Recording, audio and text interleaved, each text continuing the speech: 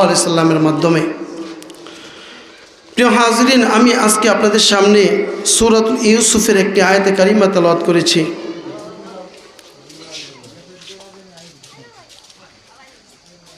আমি এই সূরা থেকেই কিছু কথা বলবো, ধৈর্য সহকারে আপনারা শুনবেন তো ইনশাআল্লাহ।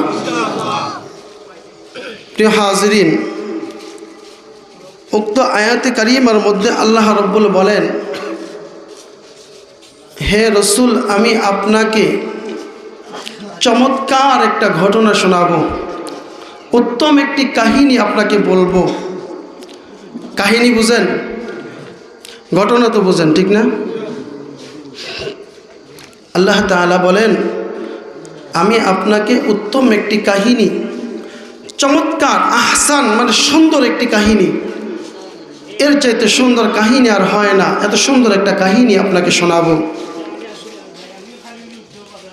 যেই কাহিনী সম্পর্কে ইতিপূর্বে আপনি অনভিজ্ঞদের অন্তর্ভুক্ত ছিলেন, যে কাহিনী সম্পর্কে আপনি কিছুই জানতেন না, আমি কোরআনের মাধ্যমে, ওহীর মাধ্যমে, কোরআন রূপে আপনাকে এই কাহিনী শোনাবো। সুবহানাল্লাহ। আল্লাহ তাআলা আল্লাহর নবীকে কেন কাহিনী শোনাইতে চাইলেন? একটা কারণ আছে না? কারণ হলো রাসূলুল্লাহ সাল্লাল্লাহু আলাইহি ওয়াসাল্লামের কাছে কোন এক ইহুদি, তার নাম ছিল বুস্তানা। নাম কি? বুস্তানা। মনোযোগ দিয়ে শুনবেন, তার নাম হলো বুস্তানা। এই বুস্তানা নামক ইহুদি রাসূলুল্লাহ সাল্লাল্লাহু আলাইহি সাল্লামের কাছে আসলেন। আয়েশা বলতেছে, ও মুহাম্মদ সাল্লাল্লাহু আলাইহি ওয়াসাল্লাম, তুমি কি আসলেই নবী না বুয়া নবী? নাউজুবিল্লাহ। কি জিজ্ঞাসা করলেন? আসলেই নবী না বুয়া নবী? রসুল বললেন, কেন, তোমার কি কোনো সন্দেহ লাগে? কিছু কিছু জায়গার মধ্যে তো আমার সন্দেহ আছে। কোন জায়গা? তুমি যদি নবী হয়েই থাকো, তাহলে তুমি তো অবশ্যই ইউসুফ আলাইহিস সালামের স্বপ্নে দেখা 11টা তারকার ব্যাপারে তোমার জানার কথা। তুমি যদি ওই 11টা তারকার নাম বলতে পারো আর ওই ঘটনা সম্পর্কে কিছু ধারণা দিতে পারো, আমি বিশ্বাস করে নেব তুমি আসলেই আল্লাহ তাআলার প্রেরিত রসুল। শুধু তাই না, আমি তোমার হাতেই হাত রেখে কালেমা পড়ে মুসলমান হয়ে যাব। রাসূলুল্লাহ সাল্লাল্লাহু আলাইহি সাল্লাম চুপ মেরে বসে আছে, কথা বলে না। প্রিয় হাজরিন, আল্লাহর নবী হঠাৎ করে মাথা আকাশের দিকে উঠাইলেন। রসুলের দুইটা ঠোঁট এইভাবে নড়তেছে, এইভাবে নড়তেছে। কি যেন রসুল বলতেছে, কার কাছে যেন বলতেছে। সুবহানাল্লাহ। ও বন্ধু,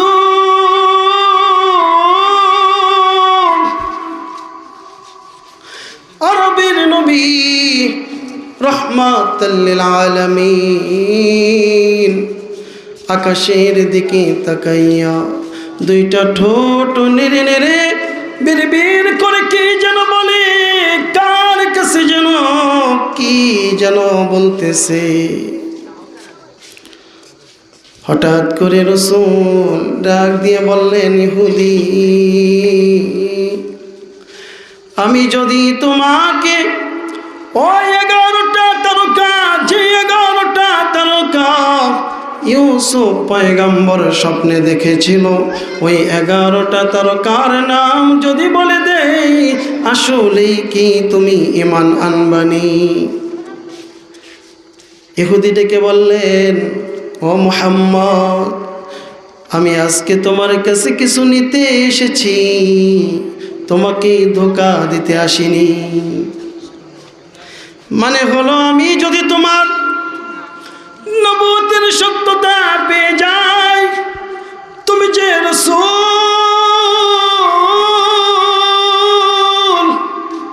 এর সত্যতা যদি পেয়ে যাই, আমি আজকে তোমার কাছ থেকে ঈমান নিয়ে ঘরে ফিরব। খালি হাতে যাব না, সত্যতা যদি পাই আমি খালি হাতে যাব না, ঈমানের মালা গলায় নিয়ে, কালেমার মালা গলায় নিয়ে আমি তোমার দরবার থেকে ফিরে যাব। ও মুহাম্মদ, আমি বলে দিলাম আমার জবান আর দিল এক। তুমি যদি প্রমাণ দিতে পারো, ইউসুফ পয়গম্বরের স্বপ্নে দেখা 11টা নক্ষত্রের নাম যদি বলে দিতে পারো, আমি বুঝতানা কথা দিলাম গো, তোমার হাতে হাত রেখে কালেমা পড়ে মুসলমান হয়ে যাব। আমার মাত বুঝেননি আপনারা? সমস্যা হলে কোক্কা আপনারা পাশেও মারতে পারি, বোঝা যায়? আলহামদুলিল্লাহ। এই 11টা নক্ষত্রের নাম আপনারা শুনছেননি?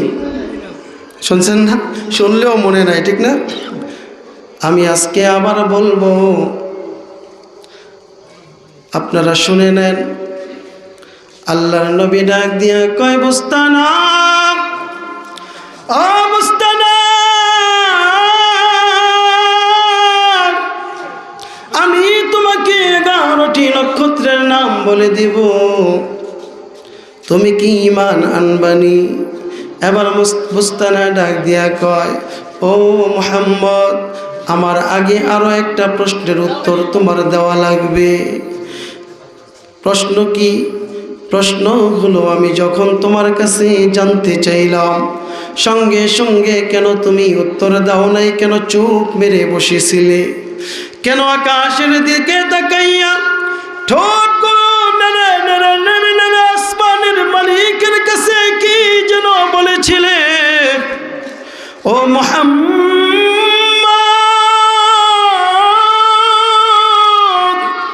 নামগুলো যদি তুমি আগেই জানো, সঙ্গে সঙ্গে কেন উত্তর দিলা না? নবী আমার ডাক দিয়ে কয়, বুস্তানা, তুমি যখন প্রশ্ন করেছিলে তখনও পর্যন্ত ওই 11টা নক্ষত্রের নাম তো দূরের কথা, ইউসুফ পয়গম্বরের সাথে ঘটে যাওয়া ঘটনার ব্যাপারে আমি কিছুই জানতাম না। কারণ কি? আল্লাহর নবী কয়, আমি গায়েবের মালিক নই, গায়েবের খবর আমি জানি না। আল্লাহ সূরা নাজমের মধ্যে জানিয়ে দেয়, আমার নবী নিজে থেকে কিচ্ছু বলে না যতক্ষণ পর্যন্ত না আমার পক্ষ থেকে ওহী আমার নবীর কাছে না যায়। জিবরাইল যতক্ষণ পর্যন্ত আমার নবীর কানে কানে না বলে দেয়, আমার নবী কোনো কিছু জানে না। ও বন্ধু, মুস্তাফা হারগিজ না গোয়ান্দ তানা গোয়ান্দ, জিবরাইল হারগিজ না গোয়ান্দ তানা গোয়ান্দ রব্বুল জলিল। রাসূল পাক সাল্লাল্লাহু আলাইহি ওয়াসাল্লাম ততক্ষণ পর্যন্ত নিজে থেকে কিচ্ছু বলে না যতক্ষণ পর্যন্ত না জিবরাইল আলাইহিস সালাম কানে কানে না বলে দেয়। আর জিবরাইল আলাইহিস সালাম ততক্ষণ পর্যন্ত নিজে থেকে কিচ্ছু বলে না যতক্ষণ পর্যন্ত না আসমান জমিনের মালিক, তামাম জাহানের মালিক, আমার রব, তোমার রব, তামাম জাহানের রব, সবার রব, গাছের রব, মাছের রব, পাখির রব, সবার মালিক আল্লাহ যতক্ষণ না জানিয়ে দেয় ততক্ষণ পর্যন্ত রাসূল জানেন। এই জন্য আমি বন্ড সিন্নিখুরদের জবাবে বলতে চাই, যদি রাসূল গায়েব জানতেন তাহলে রাসূল সঙ্গে সঙ্গে কেন উত্তর দেন নাই? ঠিক না? রাসূল জানতেন না, রাসূলকে জানানো হয়েছে। এবার আল্লাহর নবী রাহমাতুল লিল আলামিন ডাক দিয়ে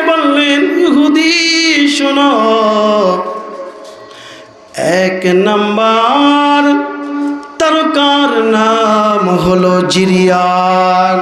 এক নাম্বার তারার নাম কি? জিরিয়ান। দুই নাম্বার তারকার নাম হলো তারিক। তিন নাম্বার তারকার নাম হলো দাইয়াল।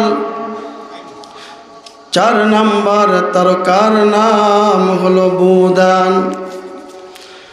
পাঁচ নাম্বার তারকার নাম হলো সাপ। ছয় নাম্বার তারকার নাম হলো কবিস। সাত নাম্বার তারকার নাম হলো জুলকাতিফাইন। আট নাম্বার তারকার নাম হলো জুলফারজ।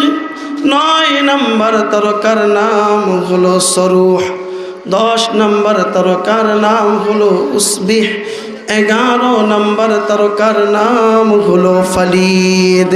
এই 11টি তারকার নাম যখন আমার আপনার নবী বিশ্ব নবী রাহমাতুল লিল আলামিন ইহুদিকে শুনাইয়া দিলেন, ইহুদি সঙ্গে সঙ্গে আমার নবীর হাতে হাত রেখে কালেমা পড়ে নিলেন, লা ইলাহা ইল্লাল্লাহু মুহাম্মাদুর রাসূলুল্লাহ। সঙ্গে সঙ্গে কালেমা পড়ে মুসলমান হয়ে গেলেন। এই কারণে আল্লাহ কয়, রসুল আমি আপনাকে উত্তম একটা ঘটনা শোনাবো। এর আরও একটি কারণ হলো সাহাবায়ে কেরামদেরকে কোরআনের তেলাওয়াত করে করে নবী শোনায়। হঠাৎ করে এক সাহাবী ডেকে বললেন, ইয়া রাসূলুল্লাহ, ইয়া হাবিবাল্লাহ, আমাদেরকে যদি আপনি কোনো একটা ঘটনা শোনাইতেন আমাদের কাছে বড় ভালো লাগতো। এটাও একটা কারণ হতে পারে। তা যাই হোক, আমি ওই দিকে সময় নষ্ট করব না, ধারাবাহিক আলোচনা চলবে ইনশাআল্লাহ। তো আল্লাহ তাআলা বললেন, আমি আপনাকে একটা চমৎকার ঘটনা শোনাবো, যেই ঘটনা সম্পর্কে আপনি ইতিপূর্বে জানতেন না।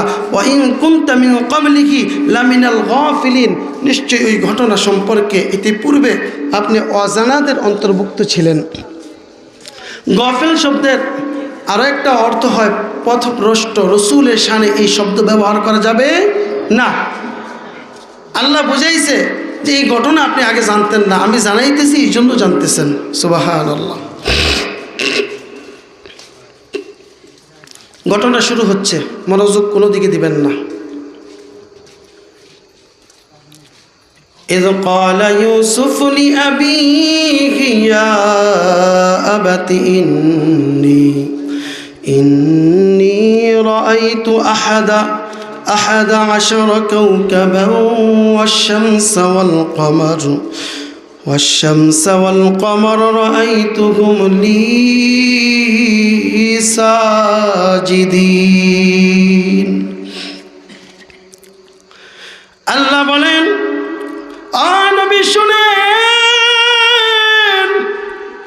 যখন ইউসুফ তার পিতা ইয়াকুবকে বললেন, ইয ক্বালা ইউসুফ লিআবিহি ইয়া আবাতি ইন্নী, ও আমার পিতা, আমি স্বপ্নে দেখেছি,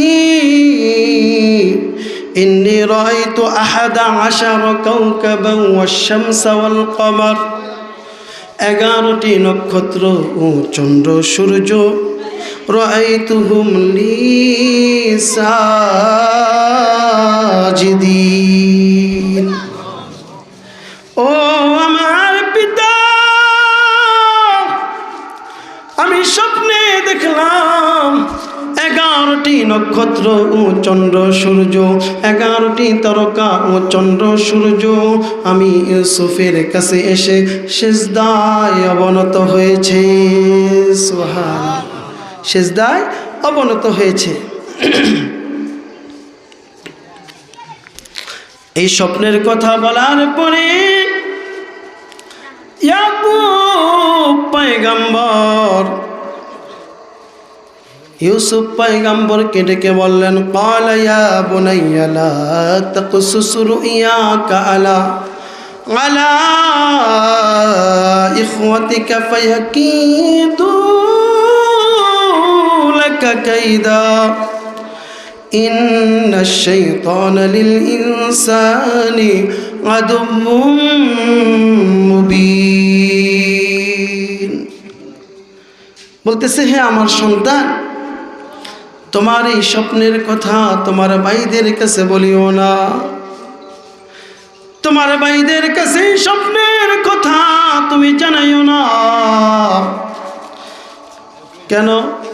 ইন্নাশ শাইতানা লিল ইনসানি আদুউম মুবিন, নিশ্চয়ই শয়তান মানুষের প্রকাশ্য দুশমন। এখন আপনাদের মনের মধ্যে প্রশ্ন জাগতে পারে, কোনো ভাই যদি উন্নতির কোনো সিঁড়িতে কোনো তবকায় উঠে যায়, তখন আরেক ভাইয়ের আনন্দ লাগার কথা, ঠিক না? তাহলে এই আনন্দের খবর তো ভাইদেরকেই জানানো দরকার, ঠিক না? কিন্তু ইয়াকুব পয়গম্বর, তিনি পয়গম্বর হয়ে এই বৈষম্য কেন করলেন? কেন বললেন ভাইদেরকে না বলার জন্য? এর কারণ কি? এর কারণ হলো, ইয়াকুব আলাইহিস সালাম এই স্বপ্নের ব্যাখ্যা বুঝতে পেরেছিলেন। কি করছিলেন? স্বপ্নের ব্যাখ্যা বুঝতে পেরেছিলেন। এই কারণে এই স্বপ্নের যে ব্যাখ্যা আসবে সামনে, এই ব্যাখ্যা যদি ভাইয়েরা জানে, আর জানার পরে যখন বুঝতে পারবে আমরা বড় থাকা সত্ত্বেও, ক্ষমতাধর থাকা সত্ত্বেও মাঠে ঘাটে এত কাজ করি, পানিগুলো সংগ্রহ আমরাই করি, জমির মধ্যে ফসল ফলাই আমরাই, এরপরও আমাদের ছোট ভাই ইউসুফ যদি তার মর্যাদা এত উঁচুতে উঠে যায়, এটা আমাদের জন্য লজ্জাজনক। আর এই চিন্তায় যদি তারা ষড়যন্ত্র করে, আর ষড়যন্ত্র তারা নিজে থেকে না করলেও শয়তান তাদের দিলের মধ্যে এই প্রভাব তৈরি করে দিবে। কারণ লোভ লালসা মানুষের ভিতরে আছে না নাই? এই লোভ লালসা শয়তান মানুষের দিলের মধ্যে লোভ লালসার আগুন জ্বলাইয়া মানুষকে বিপদগামী করে দেয়। এই জন্য বাবা এই কথা বলছে। আরও একটা কারণ আছে, বলবো না বলবো না? হ্যাঁ, আপনাদের কাছে মনে হয় ভালো লাগতেছে না? ভাল লাগে? তাহলে কথা বললেন একটু আমার সাথে। আরেকটা কারণ হলো, ইউসুফ আলাইহিস সালাম এই স্বপ্ন দেখার আগে ইয়াকুব আলাইহিস সালাম আরও একটা স্বপ্ন দেখছে। সুবহানাল্লাহ। কে? ইয়াকুব পয়গম্বর। ইয়াকুব পয়গম্বর স্বপ্নে দেখলেন একদিন কেনানের অদূরে কোনো এক উঁচু পাহাড়ের চূড়ায় ইয়াকুব পয়গম্বর হাতে লাঠি নিয়ে লাঠিতে ভর করে দাঁড়িয়ে আছে। আর পাহাড়ের কোন ঘেঁষে জমিনের মধ্যে ইউসুফ পয়গম্বর খেলা করতেছে। সেই খেলায় ইয়াকুব পয়গম্বর পাহাড়ের চূড়ায় লাঠি ভর করে দাঁড়িয়ে দাঁড়িয়ে দেখতেছে। ইয়াকুব পয়গম্বর স্বপ্নে দেখলেন হঠাৎ করে 10টা বাঘ ইউসুফ আলাইহিস সালামের চারদিকে ঘেরাও করে ফেলেছে। আগে একটা কথা বলে নেই, ও বন্ধু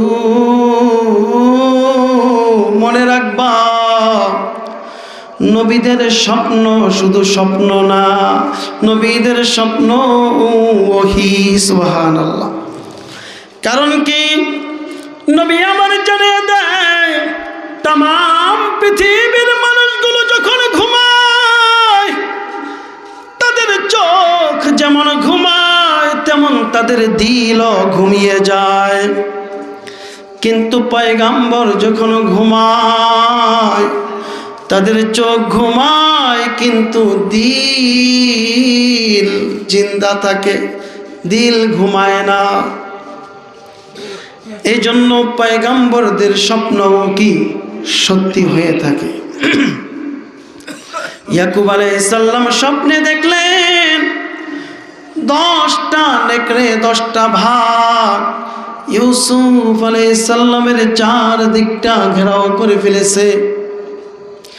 ইউসুফ আলাইহিস সালামকে খেয়ে ফেলবে এমন অবস্থায় ইয়াকুব পয়গম্বর পাহাড়ের চূড়া থেকে ডেকে ডেকে বলে, ও কানানের বাঘের পাল, আমার ইউসুফকে খাইও না, ইউসুফকে খাইও না। রিসালাতের দায়িত্ব আমার আল্লাহ আমার ইউসুফকে দান করবে। আমার ইউসুফকে খাইও না, কারণ আমার পরে নবুয়তের দায়িত্ব, এই রিসালাতের দায়িত্ব আমার ইউসুফকে আল্লাহ দান করবে। স্বপ্নে দেখতেছে কে? ইয়াকুব পয়গম্বর। কিন্তু ভাগগুলো কোনো কথা শুনে না।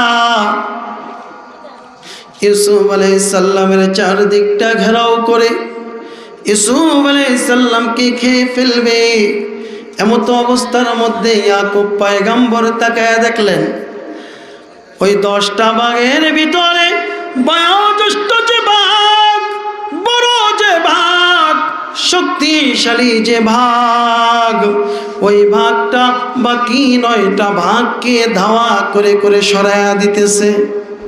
স্বপ্নে দেখতেছে, সুবহানাল্লাহ বলবেন না? 9টা ভাগকে তাড়ায় দিতেছে। এক পর্যায়ে বড় ভাগটা বিজয়ী হইল, বাকি 9টা ভাগকে তাড়ায় দিল। আর ইউসুফ পয়গম্বর মাটির নিচে আত্মগোপন করলো। আর ইউসুফ আলাইহিস সালাম যখন এই স্বপ্ন দেখলেন, ইয়াকুব পয়গম্বরের স্বপ্ন মিলাইলেন, ইউসুফ আলাইহিস সালামের স্বপ্ন মিলাইলেন। 2 স্বপ্ন মিলাইয়া দেখলেন 10টা বাঘ বলতে ইয়াকুব পয়গম্বরের 10টা ছেলে। ইয়াকুব পয়গম্বরের মোট 12টা ছেলে ছিল। কয়টা? 12টা। প্রথম স্ত্রী যার নাম ছিল লিয়ে বা লিয়া, তার গর্ভ থেকে 6টা সন্তান হয়। কয়টা? 6টা ছেলে সন্তান হয়। ইয়াকুব পয়গম্বরের প্রথম স্ত্রী লিয়া বা লিয়ে, তার গর্ভ থেকে কয়টা সন্তান হয়? ছেলে হয় 6টা। আর 4টা সন্তান হয় 2টা বাদির গড়া, 2টা বান্দি ছিল ইয়াকুব পয়গম্বরের। তাহলে 6 আর 4 কয়টা হইল? 10টা। ইয়াকুব পয়গম্বরের প্রথম স্ত্রী লিয়া যখন মারা যায়, ইয়াকুব পয়গম্বরের শেলিকা রাহেলকে ইয়াকুব পয়গম্বর দ্বিতীয় বিয়ে করেন। আর রাহেলের গর্ভে 2টা সন্তান হয়, একটার নাম বিনয়ামিন আর একটার নাম ইউসুফ আলাইহিস সালাম। বিনয়ামিনকে জন্ম দিতে গিয়ে, জন্ম দেওয়ার পরে ইয়াকুব পয়গম্বরের দ্বিতীয় স্ত্রী রাহেলও পৃথিবীর জমিন ছেড়ে চলে যায়। প্রিয় হাজরিন, তো এই কারণে ইয়াকুব পয়গম্বর দেখলেন যে এই 10টা ভাগ আমার 10টা সন্তান, এই 10টা সন্তান চায় না আমার ইউসুফ জমিনের মধ্যে প্রতিষ্ঠিত হোক, এটা চায় না। তিনি বুঝতে পারলেন, কিন্তু সন্তানদেরকে সরাসরি বলবেন কিভাবে? বললে সন্তান, বাকি সন্তানগুলো যদি বিগড়ে যায়, তারা যদি অন্যরকম হয়ে যায়, তারা যদি মনে মনে গোসা করে ফেলে, তখন তো আরও বেশি বিপদ, ঠিক না? এই জন্য কী করলেন? তিনি ইউসুফ আলাইহিস সালামকে বললেন, ইউসুফ, এই স্বপ্নের কথা তুমি বাইদের কাছে বইল না। ইউসুফ আলাইহিস সালাম ডাক দিয়া কয়, বাবা, ও বাবা,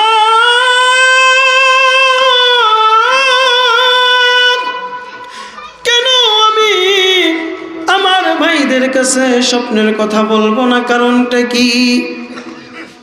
এবার ইয়াকুব পয়গম্বর জানায়া দেয়, ওয়াকাযালিকা ইয়াজতাবিকা রাব্বুকা ওয়া ইউআল্লিমুকা মিন তা'ওয়িলিল আহাদিস ويتم نعمته عليك وعلى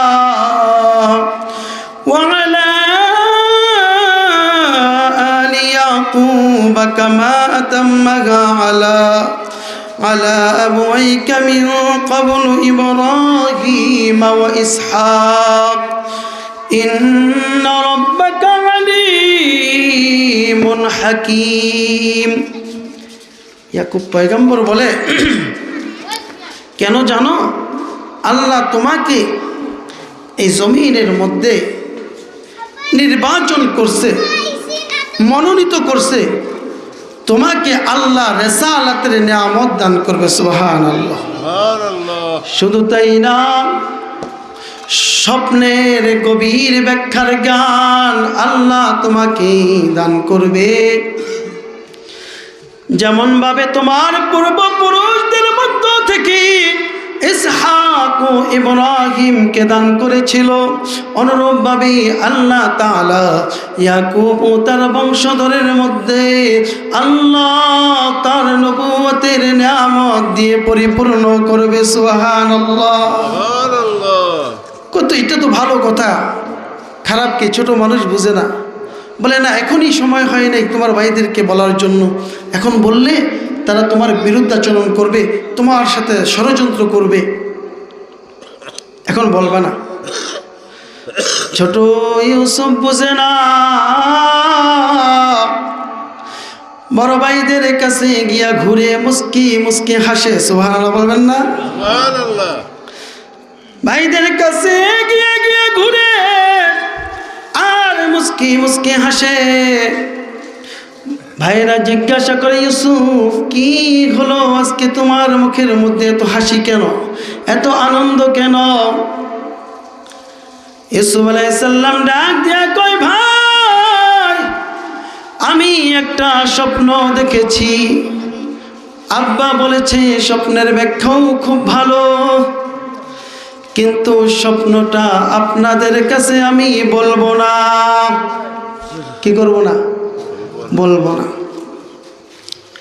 এবার ইয়াকুব আলাইহিস সালামের বাকি সন্তানগুলো এরা এটা কোনো কথা হইল তুমি আমাদের কাছে স্বপ্ন বলবা না কারণ কি বলবা না কেন বলে আব্বাই না করছে কে না করছে আব্বাই না করছে ইউসুফ আলাইহিস সালামের বাকি ভাইগুলো বলতেছে একজন আরেকজনকে বলে দেখছো এই পর্যন্ত তো শুধু আমরা দেখে এসেছি বিনিয়ামিন ও ইউসুফকে আব্বা বেশি আদর করে অথচ তারা ছিল ছোট তারা কি ছিল ছোট ছিল আবার রাহেলও মারা গেছে মা নাই ইতিম ছোট্ট ইউসুফ বিনিয়ামিনকে ইয়াকুব পয়গম্বর কাছে কাছে রাখতেন বিনিয়ামিন ছোট থাকার কারণে কাছে কাছে রাখতেন আর ইউসুফ পয়গম্বরকে আল্লাহ রিসালাত দিবেন বলে ইয়াকুব পয়গম্বর একটু নজরে নজরে রাখতেন এটাই ছিল কারণ কিন্তু ভাইয়েরা মনে করতেছে কি আব্বা তো আমাদের সাথে বৈষম্য করলো ইউসুফ ও তার ভাই বিনিয়ামিনকে আদর করে মোহাব্বত করে আর আমাদেরকে ভালোবাসে না আমাদের প্রতি বাবার কোনো কি নাই নজর নাই এই কথাটাই বলতেছে তখন কি বলতেছে লাকাদ কানা ফী ইউসুফ ওয়া ইখওয়াতিহি আয়াতুল লিসাইলিন এখানে একটু আল্লাহ জবাব দিছে কি জবাব দিছে আল্লাহ বলেন কেউ যদি প্রশ্ন করে ইউসুফ আলাইহিস সালাম ও তার ভাইদের এই কাহিনী শুনে আমাদের কি লাভ কিছু প্রশ্নকারী থাকতে পারে না এমন আল্লাহ বলেন এই ঘটনার ভিতরে প্রশ্নকারীদের জন্য নিদর্শন রয়েছে এই ঘটনার ভিতরে অনেক শিক্ষা রয়েছে এখানে নারীরা কী ধরনের ষড়যন্ত্র করে এই কথা উল্লেখ করা আছে নবী রাসূলদের কথা উল্লেখ করা আছে সাধারণ লোকের কথা উল্লেখ করা আছে রাজা বাদশাহদের কথা উল্লেখ করা আছে এই ঘটনার মধ্যে ধনী গরিব সবার কথা কি উল্লেখ করা আছে ইউসুফ আলাইহিস সালামের উপরে ইউসুফ আলাইহিস সালামের ভাইরা কি নির্যাতন করেছিলেন এই ঘটনা এখানে কি উল্লেখ করা আছে আর ইউসুফ আলাইহিস সালাম বিপরীত দিক থেকে প্রতিশোধ নিলেন না, তাদেরকে মাফ করে দিলেন। এই ঘটনা এখানে আছে। এখান থেকে কি শিক্ষা আছে না নাই? এই জন্য আল্লাহ বলেন লিসাইলিন, প্রশ্নকারীদের জন্য এখানে কি রয়েছে? নিদর্শন রয়েছে, শিক্ষা রয়েছে।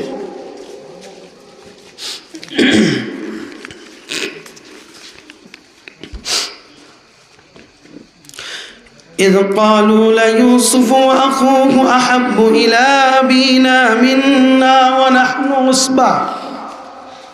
দেখেন, যখন ইউসুফ আলাইহিস সালাম বললেন যে আব্বা নিষেধ করছে আপনাদেরকে যেন এই কথা আমি না বলি, তখন বাইরা পরামর্শ করা আরম্ভ করছে।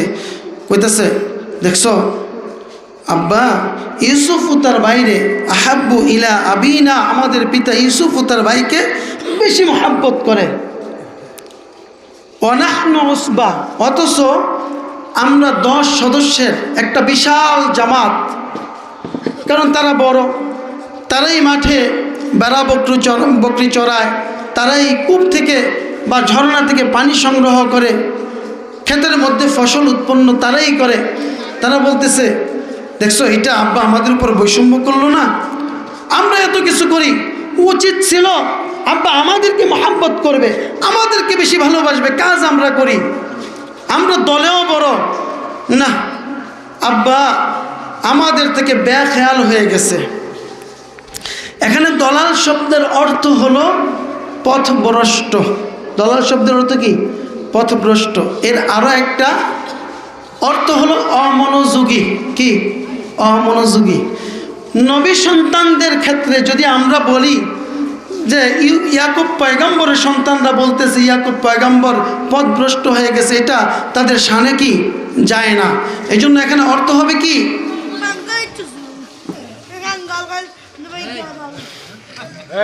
বসো বসো বসো। এখানে অর্থ হবে কি? যে ইয়াকুব পয়গম্বর তার সন্তানদের থেকে একটু বেখেয়াল ছিল, অমনোযোগী যেটাকে বলা হয়।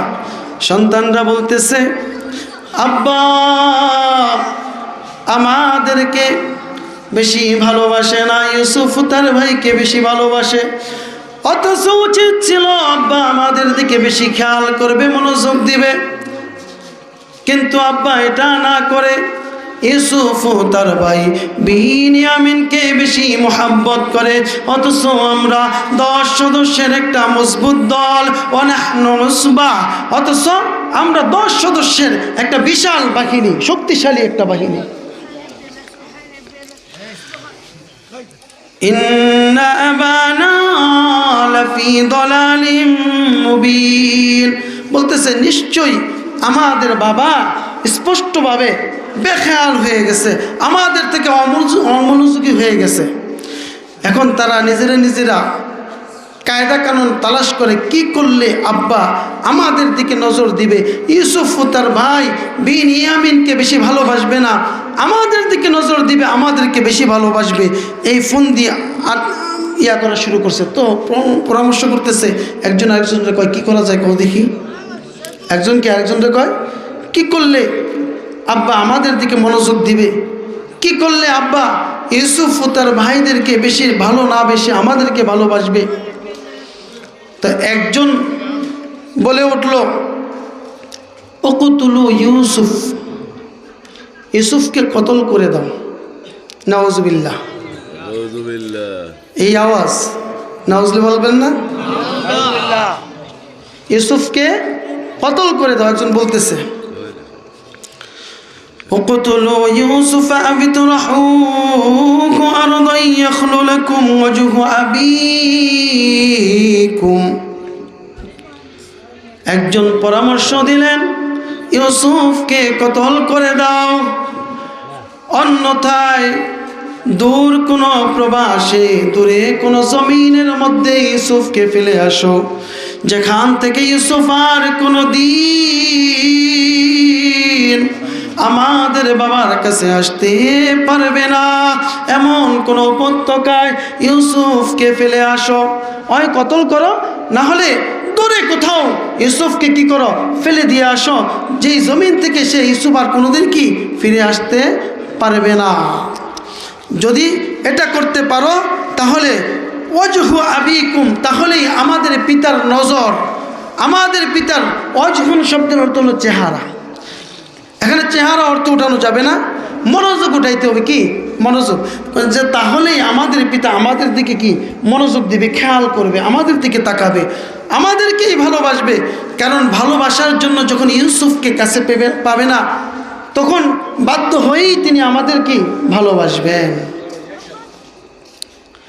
এরপরে আয়াত থেকে বোঝা যায়, এর মধ্য থেকে একজন প্রশ্ন করছিল,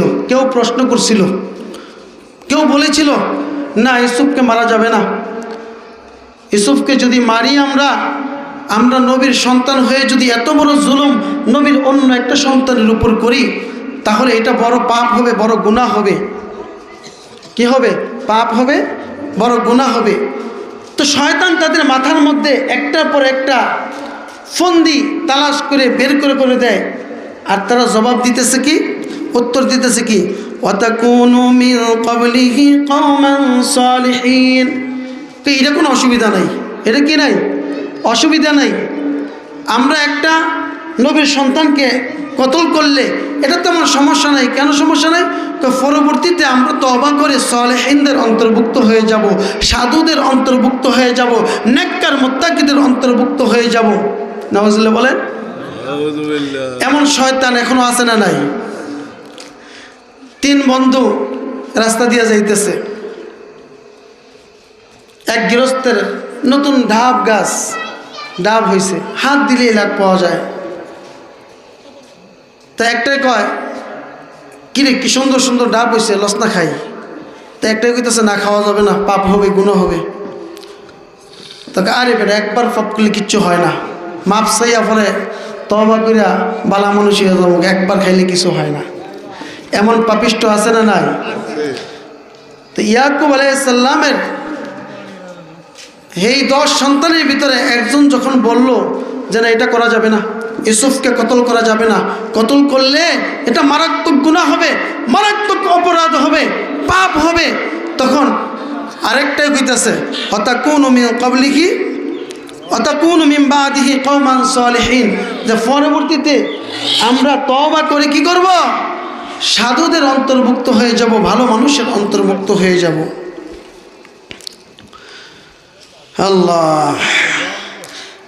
এরপরে আরেক ভাই বলতেছে, ক্বালা কাইলুম মিনহুম লা তাকতুলু ইউসুফ ওয়ালকুহু ফি গায়াবাতিল জুব্বি ইয়ালতাকিতুহু বা'দু সাইয়ারাতি ইন কুনতুম ফাগিলিন। ইউসুফ আলাইহিস সালামের 10 ভাইয়ের ভিতরে যিনি ছিলেন বয়োজ্যেষ্ঠ, সবচেয়ে বড়, হাদিসের কিতাবের মধ্যে লেখেন তার নাম ছিল রুবেন। নাম কি? রুবেন। ওই রুবেন ডাক দিয়ে বললেন, না না, ইউসুফকে কতল করতে আমি দিব না। দেখেন, ইয়াকুব পয়গম্বর স্বপ্নের সাথে কিন্তু মিলে যাচ্ছে। ইয়াকুব পয়গম্বরের যে স্বপ্ন ছিল, ওই স্বপ্নের মধ্যে 10টা ভাগ ছিল। কয়টা? 10টা ভাগ ছিল। বয়োজ্যেষ্ঠ ভাগ, বড় ভাগ 9টা ভাগের সাথে যুদ্ধ করে তাড়িয়ে দিয়েছিল। আর এখানেও বয়োজ্যেষ্ঠ যিনি, তিনি ডাক দিয়ে বললেন, না না না, ইউসুফকে মারতে কতল করতে আমি দিব না। ইউসুফকে যদি তোমরা কিছুই করতে চাও,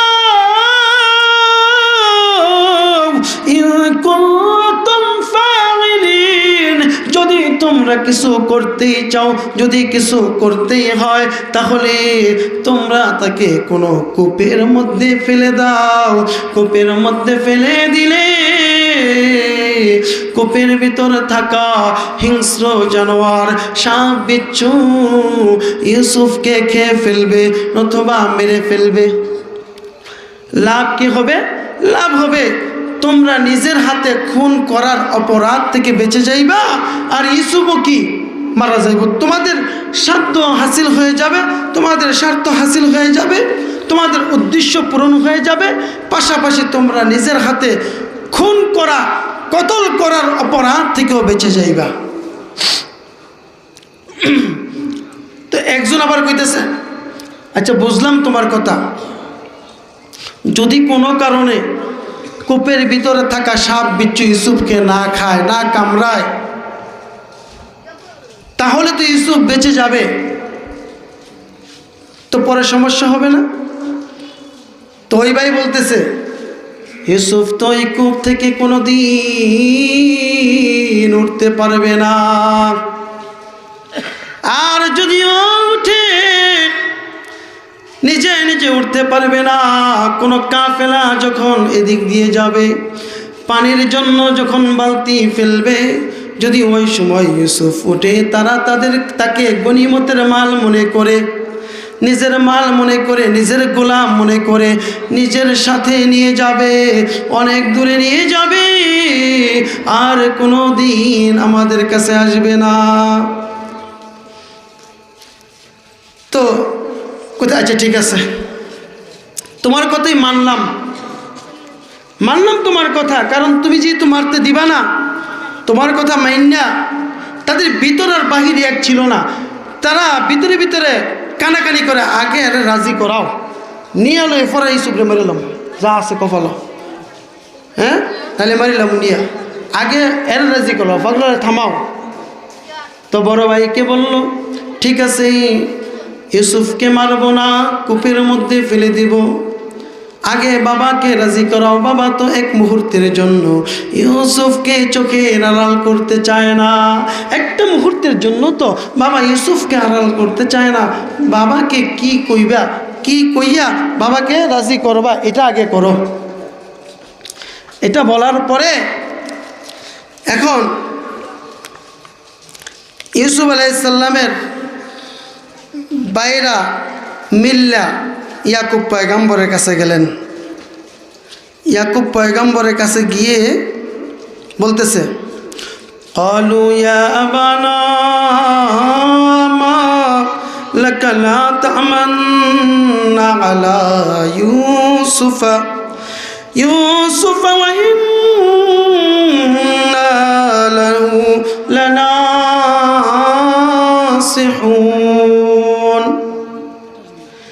কি একটা ডায়লগ দিছে গিয়েই, কাব্বা ব্যাপারটা কি?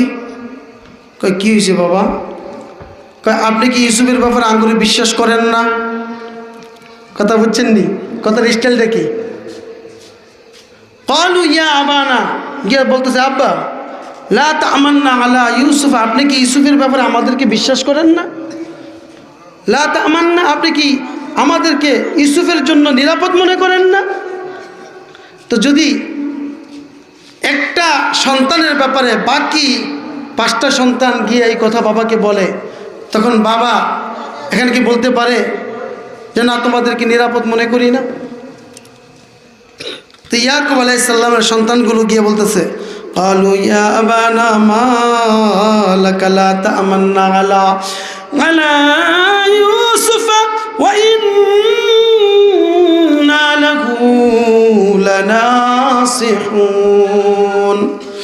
ও আমাদের পিতা, ও আমাদের বাবা, আপনি কি আমাদেরকে ইউসুফের ব্যাপারে নিরাপদ মনে করেন না? ইউসুফের ব্যাপারে কি আমাদের উপরে কি আপনার কি আত্মবিশ্বাস নাই? আপনি কি ঈমান রাখেন না? ইয়াকুব আলাইহিস সালাম কয়, হ্যাঁ এটা তো অবশ্যই, তোমাদেরকে তো বিশ্বাস করি, বিশ্বাস করবো না কেন? কেন কি হয়েছে বাবা, এই কথা কেন বলতেছো, কারণটা কি? এই আয়াত থেকে বোঝা যায় আগেও কয়েকবার ইয়াকুব পয়গম্বরের কাছে তারা ইউসুফ পয়গম্বরকে জংলায় নিয়ে যাওয়ার জন্য আবদার করেছিল, এটা বোঝা যায়। এটা কি বোঝা যায়? যদি এটা না হইতো তাহলে হঠাৎ করে এই সন্তানগুলো এই কথা বলতেন না, আব্বা আপনি কি আমাদেরকে ইউসুফের ব্যাপারে বিশ্বাস করেন না? যদি এটা আগে এরকম আবদার না করা হইতো তাহলে ইয়াকুব পয়গম্বর বলতেন, কেন এই কথা কেন বলছো, তোমরা কিছু কইছো, আমি কি অমান্য করছি, এমন বলতো, ঠিক না? তো বন্ধু, এবার ইয়াকুব পয়গম্বর জিজ্ঞাসা করে, কেন রে বাবা, কেন তোমাদের এমনটা মনে হলো কেন যে আমি ইউসুফের ব্যাপারে তোমাদেরকে বিশ্বাস করি না? ওয়া ইন্না লাহু লানাসিহুন, আবার শেষে দিয়া আরেকটা ডায়লগ দিছে, অথচ আমরা ইউসুফের হিতাকাঙ্ক্ষী, আমরা ইউসুফের বালা চাই, আমরা ইউসুফের বড় ভাই, আমরা কি ইউসুফের বড় ভাই, আমরা ইউসুফের ভালো চাই, আর আপনি ইউসুফের ব্যাপারে আমাদেরকে বিশ্বাসই করেন না। ইয়াকুব পয়গম্বর এবার জিজ্ঞাসা করে, কেন, কারণটা কি? এবার ইয়াকুব পয়গম্বরের বাকি সন্তানগুলো ডাক দিয়ে বললেন, বাবা, ও আমাদের পিতা, আমরা চাই আগামীকাল ইউসুফ আমাদের সাথে কাফেলায় যুক্ত হয়ে ভেড়া বকরি নিয়ে জঙ্গলায় প্রবেশ করবে। আপনি ইউসুফকে অনুমতি দিয়ে দেন। কি অনুমতি? যে ইউসুফ যেন আমাদের সাথে ভেড়া বকরি নিয়ে যায়। আরসিলহু মা'না গাদান ইয়ারতা ওয়া ইয়ালআব, যে সে সেখানে যাবে, ছোট্ট মানুষ, তাকে আমরা আদর যত্ন করে কাঁধে করে নিয়ে যাব এবং সেখানে গিয়ে সে খেলাধুলা করবে, আনন্দ ফুর্তি করবে, সে আমাদের সাথে প্রতিযোগিতায় লিপ্ত হবে, সে আমাদের সাথে খেলাধুলায় মত্ত হবে, তার সময়টা ভালো কাটবে। আব্বা, আমাদের সাথে কি করেন, ইউসুফকে আগামীকালকে দিয়ে দেন। আর দিলে আমরা কি করব? বলে, ওয়া ইন্না লাহু লাহাফিজুন। আপনি মনে করেন না আমরা বেখেয়াল হয়ে যাইব, এরকম না, আমরা ইউসুফের পরিপূর্ণ হেফাজত করব, পরিপূর্ণ হেফাজত করব। এবার ইউসুফ আলাইহিস সালামের পিতা ইয়াকুব পয়গম্বর তিনি বললেন, ক্বালা ইন্নী লা ইয়াহযুনুনি আন তাযহাবু বিহি ওয়া আখাফু আন ইয়াকুলাহু আয-যি'বু ওয়া আনতুম আনহু গাফিলুন।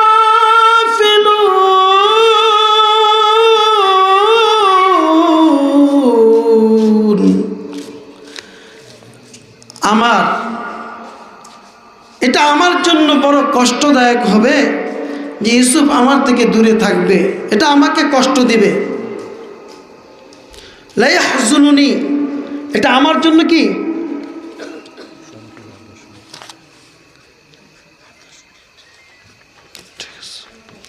আমার জন্য এটা কি বড় কষ্টের কারণ হবে যে ইউসুফ আমার থেকে দূরে থাকবে, এটা আমি চাই না। 2 নাম্বার কারণ হলো ওয়া আখাফু আন ইয়াকুলাহু আয-যি'বু, আমার ভয় হয় বাঘে ইউসুফকে খেয়ে ফেলবে। ওয়া আনতুম আনহু গাফিলুন, আর তোমরা বেখেয়াল থাকবা, তোমরা খেলাধুলায় মগ্ন থাকবা, এদিক দিয়ে ইউসুফকে বাঘে খেয়ে ফেলবে, তোমরা বেখেয়াল থাকবা, গাফিলদের অন্তর্ভুক্ত হয়ে যাইবা। ইয়াকুব পয়গম্বর ডাক দিয়ে বললেন, সন্তানেরা, ও আমার সন্তানেরা, শোনো, তোমাদের আবদার রাখতে গিয়ে যদিও আমি ইউসুফকে নিয়ে যাওয়ার অনুমতি দেই, কিন্তু মনে রাখবা, আমার ইউসুফ যদি আমার থেকে দূরে থাকে, এটা আমার জন্য বড় যন্ত্রণার, বড় কষ্টের। আর আমার এটাও ভয় লাগে আমার ইউসুফকে নেকড়ে খেয়ে ফেলবে, তোমরা বেখেয়াল থাকবা, তোমরা গাফেল থাকবা, এই ভয় আমার দিলের মধ্যে কাজ করে। এবার ওই সন্তানগুলো কি বলে দেখেন, করা এক ডায়লগ দিছে, কি قالوا لئن أكله الذئب ونحن عصبة إنا إذا لخاسرون। কাব্বা, এটা কি কইলেন আপনি? আমরা এতগুলো ভাই থাকতে ইউসুফকে বাঘে খেয়ে ফেলবে, আমরা এমন কই না যে আমি থাকতে তোর কাটা কি ক্ষতি করবো দেখবো না, তা আমি বেঁচে থেকে লাভটা কি? এমন বড় কথা কই কি কই না? এমনই একটা কথা বললেন। আব্বা এটা কি কইলেন? আমরা 10টা ভাই তলবারি হাতের মধ্যে নিতে পারি, অস্ত্র হাতে নিতে পারি, আমরা বেড়া বকরি মাঠে ময়দানে চড়াই, আমরা এত মজবুত কাজগুলো করে ফেলি, আর আমাদের ভাই ছোট্ট ইউসুফকে আমাদের কাছ থেকে ভাগে নিয়ে যাইবে, আমরা তার হেফাজত করতে পারবো না। এটা যদি হয় ইন্না ইদাল্লাহ খাসিরুন, তাহলে আমরা হব ক্ষতিগ্রস্তদের অন্তর্ভুক্ত। এমন কয় না তাহলে আমি বেঁচে থেকে লাভটা কি? এমন একটা বুঝাইছে যে আমরা ক্ষতিগ্রস্তদের অন্তর্ভুক্ত। সমস্যা কোনো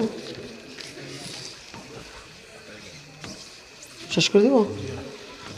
আখির দাওয়ানা আলহামদুলিল্লাহ রাব্বিল আলামিন। সম্মানিত উপস্থিতি,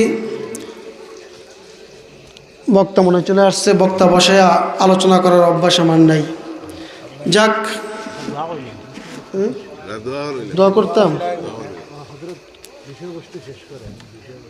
বিষয়বস্তু শেষ করা সম্ভব না। তাহলে আমি একটু সংক্ষেপে, কোরআনের তাফসির করতে গেলে অনেক সময়ের প্রয়োজন। আমি ওই যে ফাতালি কয় না, ফাতালি চিনেননি? কোনামাইরা কথা বলা আর মাঝখান দিয়ে দৌড় দিয়া যাওয়া দুইটা আলাদা জিনিস না? আমি এমনিতেও মাঝেদা দৌড় করতেছি, কোনামাইরা কথা বলার সুযোগ নাই।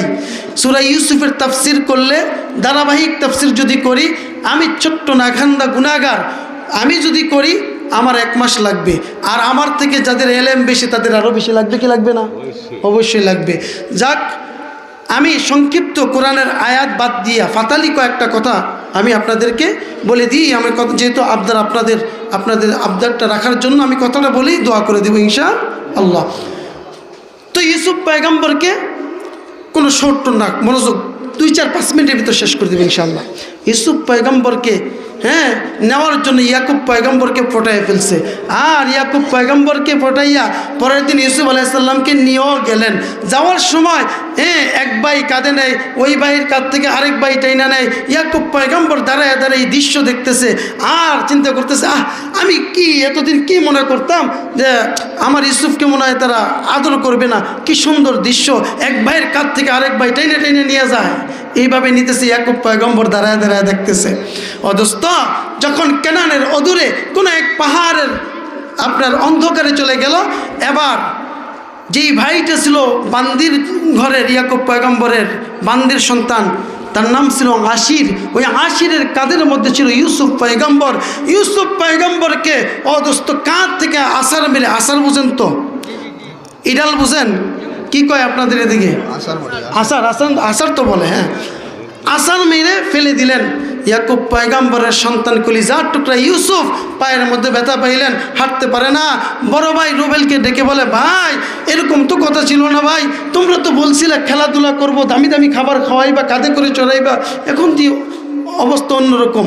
এটা বলার পরে রুবেলের দিলের মধ্যে মায়া লেগে গেছে। আবার রুবেল ঘুরে দাঁড়াইছে, হ্যাঁ না তোমাদের সাথে তো আমার এরকম কথা ছিল না, তোমরা এরা মারলা কেন? ঠিক আছে আর মারবো না। তো নিয়ে গেছে কূপের কাছে, ওইখানে নিয়ে ইয়াকুব পয়গম্বরের সন্তান কলিজার টুকরা ইউসুফের গায়ের জামা খুলে ফেললেন। খুলে ওই বান্দির ঘরের যে সন্তানগুলো তারা খুব উগ্র ছিল, ইয়াহুদা, এরপরে লাভি, এই ছেলেগুলো ইউসুফ পয়গম্বরকে এলোপাতারি মারা শুরু করলেন। শেষ পর্যন্ত বড় ভাই রুবেল সে তলবারি বের করছে, যদি তোমাদেরকে মারতেই হয় ইউসুফকে একা মারতে পারবে না, আমাকে সহ মারতে হবে। এই কথা বলে যখন ঘুরে দাঁড়াইলো, তখন নিজেদের মধ্যে সমঝোতা করলো, যাক এরে নিয়ে আর বাড়াবাড়ি করে লাভ নেই, কূপের মধ্যে ফেলাই দেওয়ার কথা কূপেই ফেলাই দিই। অন্ধ এক কূপের মধ্যে ইউসুফ পয়গম্বরকে ফেলাই দিলেন। ও বন্ধু, লম্বা ঘটনা, আল্লাহ তাআলা তাকায় তাকায় দেখে, সুবহানাল্লাহ। ওই সময় জিবরাইল আলাইহিস সালাম কোথায় জানেন? সিদরাতুল মুনতাহায় বড়ই গাছের নিচে বসে আছে। এই সময় আল্লাহ ডাক দিয়া কয়, জিবরাইল দৌড়ে যাও, দৌড়ে যাও, তোমাকে আমি 600 পাখা দিয়েছি, একটা পাখা এই জমিনের মধ্যে রেখে দিলে জমিন অন্ধকার হয়ে যাবে। ওই 600 পাখা দিয়ে একটা টান মারবা, এক মুহূর্তের মধ্যে কানানের ওই কূপের ভিতর চলে যাও। জিবরাইল আলাইহিস সালামের কানে কানে যখন এটা বলে দিলেন, জিবরাইল আলাইহিস সালাম কয়, আল্লাহ এটা কি কইলা? আমি কই কেনান কই, কত দূরে? জিবরাইল আলাইহিস সালাম কয় আমার 600 পাখা দিয়ে একটা টান মারলাম,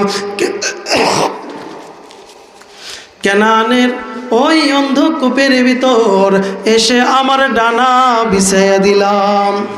এদিক দিয়ে ইউসুফ পয়গম্বরের ভাইরা জামা খুলে মেরে ইউসুফ পয়গম্বরকে কূপের মধ্যে ফেলে দিছে।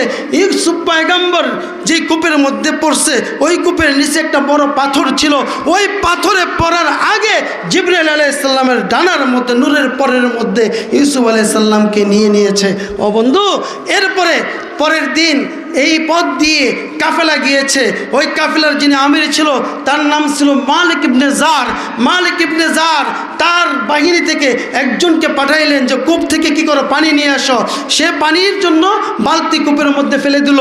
কূপের মধ্যে বালতি ফেলে দেওয়ার পরে বালতি যখন উপরে উঠায় তাকায় দেখে এমন এক বালক, এমন সুন্দর চেহারা, সুদর্শন। এই সুদর্শন বালকের চেহারার জুতিয়ে পুরো কূপ আলোকিত হয়ে গেছে। শুধু তাই না, কইতাছে হায় হায় হাজা বুশরা গোলাম, চমৎকার একটা গোলাম। এটা বইলা কাফেলার তাদেরকে ডাক দিছে। কাফেলার তারা আসছে, আয়েশা ইউসুফ পয়গম্বরকে নিজের কিনা মালের সাথে গোপন করে ফেলছে। এখানে দুইটা রয়াত পাওয়া যায়। একটা রয়াত হলো যে সে যখন চিৎকার দিছে ইউসুফ আলাইহিস সালামের ভাইয়েরা পরের দিনও আইসা এখানে কি ইউসুফ আলাইহিস সালামের কি হালত এটা দেখার জন্য কেউ নিছে কি নিছে না, বাচ্চা আছে না মরে গেছে গা। আবার এই রয়াতও পাওয়া যায় ইউসুফ পয়গম্বরের যে বড় ভাই রুবেল সে কূপের মধ্যে খাবারও দিয়েছিল, ইউসুফ পয়গম্বরের সাথে কথাও বলেছিল। সুবহানাল্লাহ। আর সেখানেই জিবরাইল আলাইহিস সালাম ইউসুফ পয়গম্বরকে বলে দিয়েছে আপনি ঘাবড়ায়েন না, আজকে আপনার ভাইয়েরা যে কাজগুলো করছে এই কোরআনের কথা, এইগুলো সব আমি শুধু বাংলাটা বলতেছি, যে কাজটা করছে এই কাজ সম্পর্কে এমন একটা সময় আসবে আপনি আপনার ভাইদেরকে বলবেন আর আপনার ভাইয়েরা বুঝতেও পারবে না যে তারাই এই কাজ করছে বা তাদের ব্যাপারে আপনি জানেন, এটা বুঝতে পারবে না। প্রিয় হাজরিন, ওই মালিক ইবনে জার সেখান থেকে ওই 10 ভাইয়ে যখন এই ইউসুফ আলাইহিস সালামকে উঠাইছে তখন তারা দাবি করতেছে এটা আমাদের গোলাম, পলাতক গোলাম। আবার মালিক ইবনে জার তারা বলতেছে না এটা আমাদের গোলাম। শেষ পর্যন্ত দুইজনের মধ্যে অল্প দামে, একবারে অল্প দামে কি হয়েছে, বেচা বিক্রি হয়েছে। আল্লাহ তাআলা কোরআনের মধ্যে বলে যে ইউসুফ আলাইহিস সালামের প্রতি তাদের কোনো আকর্ষণ ছিল না বিদায় অল্প কয়েকটা দিনারের বিনিময়ে ইউসুফ আলাইহিস সালামকে মালিক ইবনে জারের কাছে বিক্রি করে দিছে। আর মালিক ইবনে জার এই গোলামকে নিয়ে গেছে কোথায়, মিশরে। মিশরে নিয়ে মালিক ইবনে জার মিশরের খাদ্যমন্ত্রীর কাছে ইউসুফ আলাইহিস সালামকে বেচে দিলেন। ইউসুফ আলাইহিস সালামকে বেচার পরে ওই খাদ্যমন্ত্রী ঘরের মধ্যে তার বিবিকে নিয়ে দিছে। বিবির নাম ছিল জুলেখা। গিয়ে বলতেছে এই নাও তোমার জন্য একটা চমৎকার গোলাম নিয়ে আসছি, আশা করা যায় এই গোলাম আমাদের ভবিষ্যতে কোনো বড় ধরনের উপকারে আসবে। যদি উপকারে নাও আসে, যেহেতু আমাদের সন্তান নাই আমরা তাকে সন্তান রূপে গ্রহণ করতে পারি। ও দোস্ত, জুলেখার ঘরের ভিতরেই ইউসুফ আলাইহিস সালাম লালিত পালিত হইলেন, যৌবন ফিরে পাইলেন। যৌবন আসলো, যৌবন আসার পরে জুলেখা একদিন ইউসুফ আলাইহিস সালামের উপরে ধারণা করলেন, মানে কুপ্রবৃত্তি প্রকাশ করলেন। ইউসুফ আলাইহিস সালামকে ঘরের ভিতরে আটকাইলেন, আটকাইয়া দরজাগুলো লক করে দিলেন আর তার সাথে কামনা বাসনায় লিপ্ত হওয়ার জন্য চেষ্টা করলেন। ইউসুফ আলাইহিস সালাম বললেন ক্বালা মাআযাল্লাহ, আমি আল্লাহ তাআলার কাছে আশ্রয় চাইতেছি। ও দোস্ত, ও কালিজুরির যুবকেরা শোনো, এখনো যদি তুমি জিনার সম্মুখীন হয়ে যাও আল্লাহর সহযোগিতা চাইবা, আল্লাহ তোমাকে মুক্তি করে দিবে। তুমি যদি গুনাহে লিপ্ত হয়ে যাও, গুনার সম্মুখীন হয়ে যাও, তখনও আল্লাহর সহযোগিতা চাইবা, আল্লাহ তোমাকে মাফ করে দিবে। ইউসুফ পয়গম্বর কার সাহায্য চাইছেন? আল্লাহর সাহায্য চাইছেন। আল্লাহ ইউসুফ আলাইহিস সালামকে মুক্তি দিলেন। সবগুলো কপাট একটার পর একটা আল্লাহর কুদরতিভাবে খুলে গেল। ইউসুফ আলাইহিস সালাম শেষ কপাটে যেখানে আসছে, সেখানে আসার পরে আয়েশা দেখে কি জুলেখার স্বামী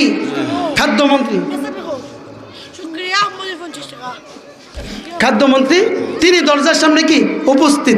এটা দেখার পরে এবার জুলেখা কি কইতেছে, স্বামী যদি কোনো গোলাম তার মালিকের বিবির সাথে অনৈতিক কাজ করার জন্য তাকে পীড়া দেয়, কষ্ট দেয়, যন্ত্রণা দেয়, তাহলে তার শাস্তি কারাগার ছাড়া আর কি হইতে পারে?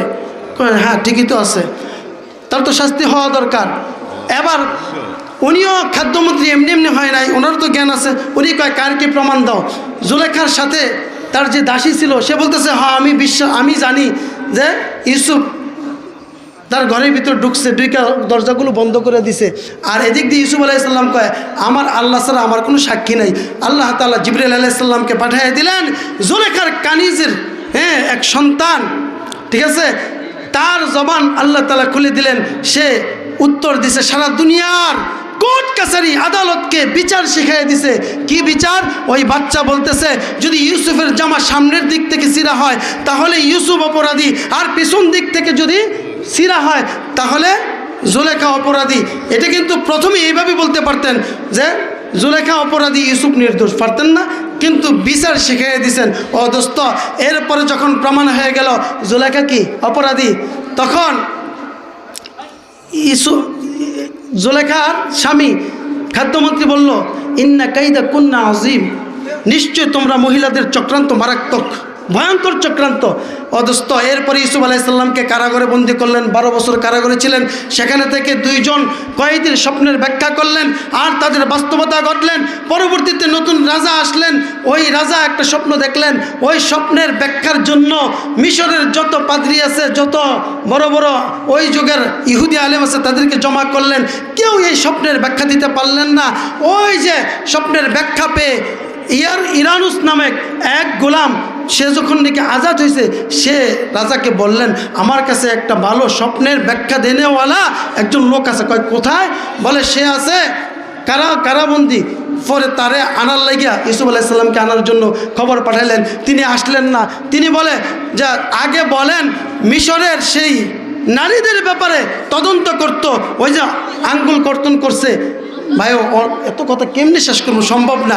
শেষমেশ আল্লাহ তাআলা ইউসুফ আলাইহিসসালামকে মিশরের খাদ্যমন্ত্রী বানাইছে। সুবহানাল্লাহ। আল্লাহ যে বলছে আমি তাকে প্রতিষ্ঠিত করবো, আল্লাহ প্রতিষ্ঠিত করছে। আর সামনে যাব না, যেহেতু আরেক বক্তা পেছনে বসে রয়েছে, আমি সংক্ষিপ্ত একটু দোয়া করতাম, ঠিক না? জি, আমরা সবাই দুরূদ শরীফ পড়ি। اللهم صل على سيدنا ونبينا وشفينا وحبيبنا